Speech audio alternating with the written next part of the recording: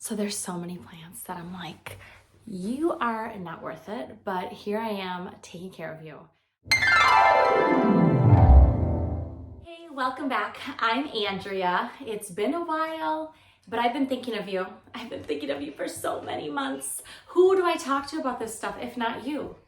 I have so many plants in my house, and there are some that I find that I babysit more than others for many different reasons, but I just find myself talking to myself, and why not tell you about them? And maybe tell me what plants you babysit in your house if you feel like they're worth it, and how they fit into your collection. So let's get started. Start there. I'm gonna start with my favorite. Well, they're all my favorite. Who am I kidding? I don't discriminate against my plants. My first one is called the Peperomia watermelon. That was one of the first. Oh, let me show it to you before I start talking about her. She's right here. She's not that cute, so I don't have her on the camera, but I just can't give up. I can't give up. Oops, where's my camera? I can't give up on her. I just love how peperomias look when they're in their prime. And they love brightly lit areas. They like to be watered. Of course, you should always water thoroughly from the top to the bottom, and then drain the pot if it has no hole at the bottom. And I leave this one, I actually bought it in this super cute white pot, but when I bought it, it looked really great, and I put it in a brightly lit spot. It was doing awesome in my daughter's room, and then I started moving it. I moved it because I moved her dresser, so then the light was a little bit off, and I thought, no, it still needs a pretty bright light. And you know what? Since then, it's been kind of getting laggy on me. See? But this is all new growth. So as they get a little laggy, it looks almost like a pilea. What is that, pilea? The pilea something, the pilea. It looks almost like it, except that the leaves themselves look like beautiful watermelons. So cute. And a lot of them end up kind of growing out and getting really, really laggy here. And I actually end up cutting them. I don't know what the crispiness is. I think it might be inconsistent watering, or I think I might have let this one get wet feet. So I'm not gonna give up on it. I mean, they're beautiful, they're easy to grow, they're easy to buy, easy to find, and they don't cost a lot, but I love all the new growth coming in here. Right there. Oh, look at that baby, so cute. But I mean, it's not looking the best, but I'm not gonna give up on it, and I'm gonna keep I watch it every single day. And you know, there is a helicopter parent mentality here, where sometimes if you watch a plant a little too much, you give a little too much attention, you do more harm than not. Plants are really set it and forget it sometimes, or they should be. And I think that one might be a little bit more of a set it and forget it, and I'm paying too much attention to it, but I will not give up. I'm cutting it down, and I'm letting it restart. You don't want to cut off too much at the same time, but you want enough where you're going to almost like shock it into new growth. But I do love the Peperomia watermelon. All right, next one, next baby. So this is the Calathea Magic Star. It doesn't look like much. Oops, and oh darn it, I just got water everywhere. Oh well, I'm watering it often. This is also in my office, and I have it in its nursery pot, and I love Calatheas in baskets. They look so good. But this is a rare plant. It's actually really hard to find. I can't find it at my local nursery most of the time. And it looks so good. It looks so cool to me. And it just needs to be watered all the time. It needs to get cut back. I mean, it gets crispy leaves. I mean, Calatheas are just so challenging. And the new growth comes in pretty bright green, and then it gets darker. And then it has a beautiful undertone red, and it looks good. I mean, it just looks so good to me. It is a prayer plant, so it moves up and down.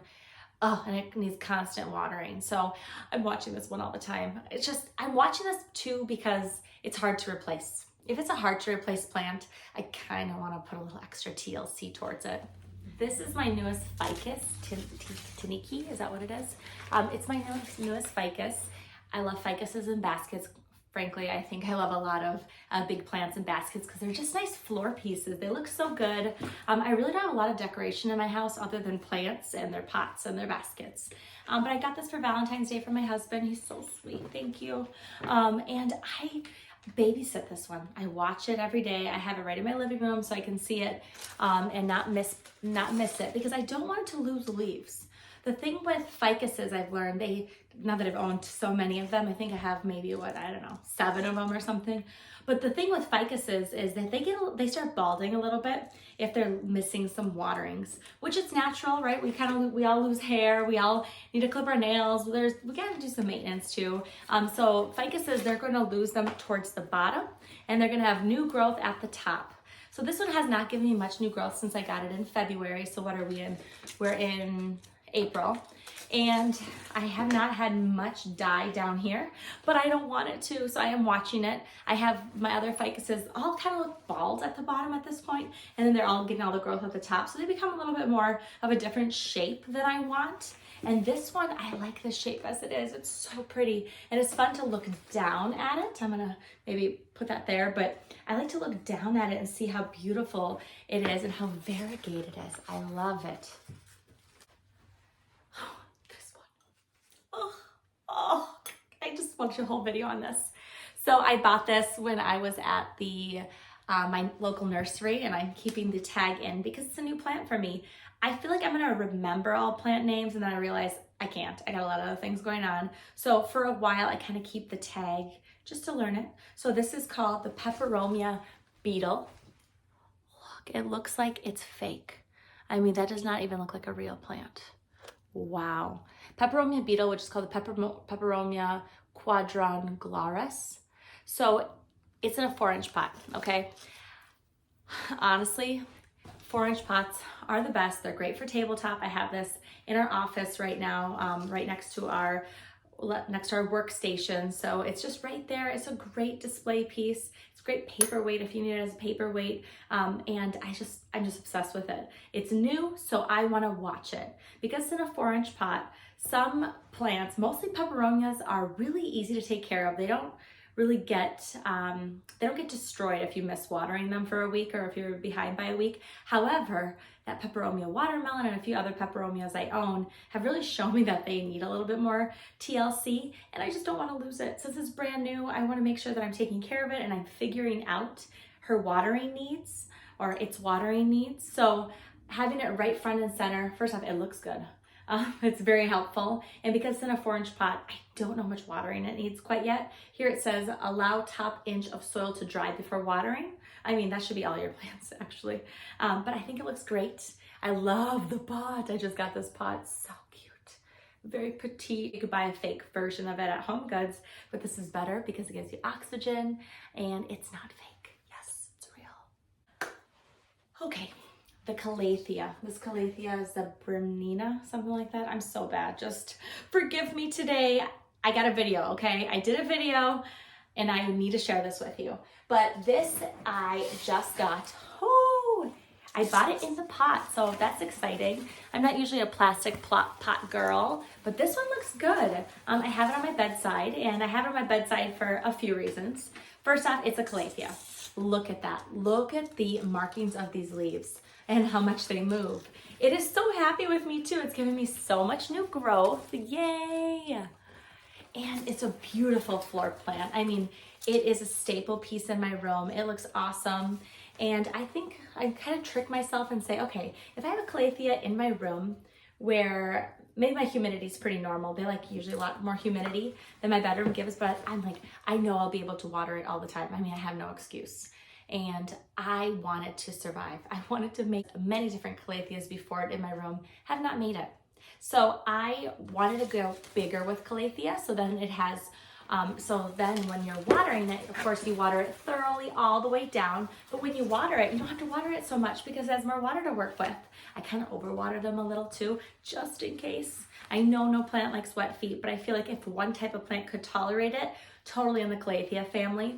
But with this one, I just want to make sure I'm watching it. It's new. I want to understand its watering needs. And it also has no plants next to it. It's also in quarantine. When you get a new plant, don't be like me. Do as I say, not as I do most of the time.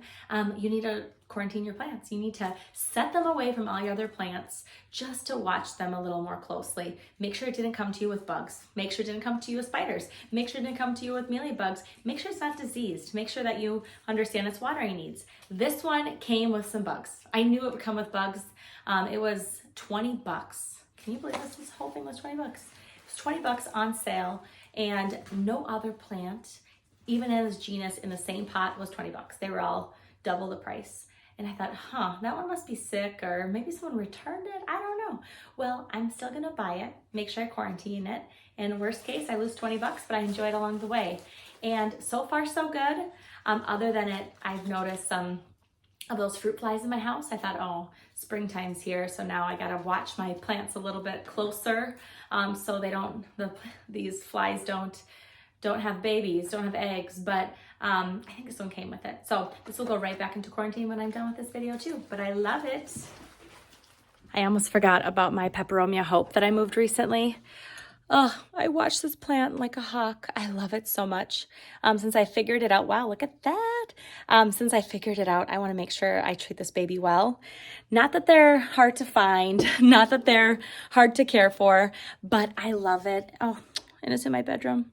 Just look at it with me. I love her so much, and I babysit her for sure. I mean, because honestly, she's a favorite. Well, hey, thanks for your time. I hope you enjoyed that. I know it was only like 6 plants, and I feel like I have so much more to say and so many other plants to show you, but time's everything around here in my family. But I hope you're having an awesome start to the spring, and please like, subscribe, ask questions, give me answers, and share. Love to see you again. Thanks so much. Bye. If you're a plant junkie like me, you want to see all the plants very close. So I'm not going to talk about most of these because they don't give me problems, but I love them.